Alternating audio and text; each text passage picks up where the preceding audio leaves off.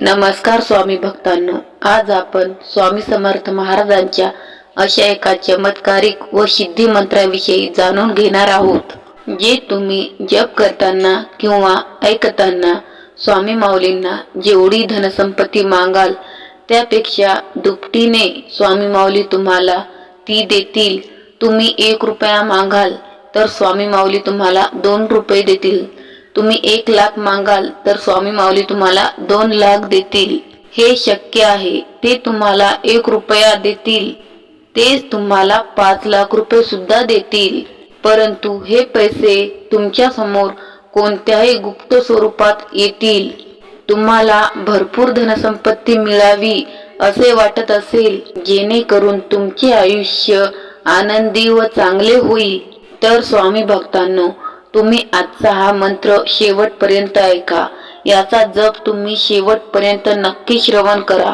स्वामी तुमच्या मनोकामना लवकरच पूर्ण करतील. स्वामी आपल्या भक्तांची कोणतीही इच्छा अपूर्ण ठेवत नाहीत. स्वामी इतके निरागस आहेत की ते त्यांच्या भक्तांच्या छोट्या छोट्या हाकेला धावून येतात. तुम्ही फक्त संपूर्ण व्हिडिओ प्रामाणिकपणे श्रवण करावा किंवा तुमच्या मोबाईलमध्ये लावून सोडून द्यावा. हा मंत्र तुम्ही कधी आणि कुठेही ऐकू शकता. सकाळी, दुपारी, सायंकाळी, अंथरुणावर पडल्या पडल्या सुद्धा तुम्ही स्वामींचा हा चमत्कारिक मंत्र ऐकू शकता. तुमची इच्छा पूर्ण होणार आहे असे समजून तुम्ही या व्हिडिओला लाईक करून कमेंटमध्ये स्वामींचा जयघोष करा. स्वामींचा जयघोष केल्याने स्वामी माऊली तुमच्यावर लवकर प्रसन्न होतील आणि तुमची इच्छा लवकरात लवकर पूर्ण करतील. विश्वास ठेवा स्वामी भक्तांनो, स्वामींनी आतापर्यंत कोणालाही निराश केले नाही. ते तुम्हालाही निराश करणार नाहीत. तुम्ही फक्त अंतःकरणातून त्यांना हाक मारा, त्यांच्या मंत्राचे श्रवण करा. ते नक्कीच तुमच्यावर कृपादृष्टी करतील आणि तुमच्या सर्व समस्या स्वामी माऊली एका झटक्यात सोडवतील. तुम्ही फक्त त्यांचा विश्वासाने हा मंत्र पूर्ण 108 वेळा श्रवण करा. चला तर जास्त वेळ न लावता स्वामींच्या या चमत्कारिक व शक्तिशाली मंत्राला सुरुवात करूया. चला तर मंत्र पुढील प्रमाणे आहे. ओम स्वामी दिव्य रूपाय धनसंपत्ती प्रदाय नमः. ओम स्वामी दिव्य रूपाय धनसंपत्ती प्रदाय नमः. ओम स्वामी दिव्य रूपाय धनसंपत्ती प्रदाय नमः. ओम स्वामी दिव्य रूपाय धनसंपत्ती प्रदाय नमः. ओम स्वामी दिव्य रूपाय धनसंपत्ती प्रदाय नमः. ओम स्वामी दिव्य रूपाय धनसंपत्ती प्रदाय नमः. ओम स्वामी दिव्य रूपाय धनसंपत्ती प्रदाय नमः. ओम स्वामी दिव्य रूपाय धनसंपत्ती प्रदाय नमः. ओम स्वामी दिव्य रूपाय धनसंपत्ती प्रदाय नमः. ओम स्वामी दिव्य रूपाय धनसंपत्ती प्रदाय नमः. ओम स्वामी दिव्य रूपाय धनसंपत्ती प्रदाय नमः. ओम स्वामी दिव्य रूपाय धनसंपत्ती प्रदाय नमः. ओम स्वामी दिव्य रूपाय धनसंपत्ती प्रदाय नमः. ओम स्वामी दिव्य रूपाय धनसंपत्ती प्रदाय नमः. ओम स्वामी दिव्य रूपाय धनसंपत्ती प्रदाय नमः. ओम स्वामी दिव्य रूपाय धनसंपत्ती प्रदाय नमः. ओम स्वामी दिव्य रूपाय धनसंपत्ती प्रदाय नमः. ओम स्वामी दिव्य रूपाय धनसंपत्तिप्रदाय नमः। ॐ स्वामी दिव्यरूपाय धनसंपत्तिप्रदाय नमः। ॐ स्वामी दिव्यरूपाय धनसंपत्तिप्रदाय नमः। ॐ स्वामी दिव्यरूपाय धनसंपत्तिप्रदाय नमः। ॐ स्वामी दिव्यरूपाय धनसंपत्तिप्रदाय नमः। ॐ स्वामी दिव्यरूपाय धनसंपत्तिप्रदाय नमः। ॐ स्वामी दिव्यरूपाय धनसंपत्तिप्रदाय नमः। ॐ स्वामी दिव्यरूपाय धनसंपत्तिप्रदाय नमः। ॐ स्वामी दिव्यरूपाय धनसंपत्तिप्रदाय नमः। ॐ स्वामी दिव्यरूपाय धनसंपत्तिप्रदाय नमः।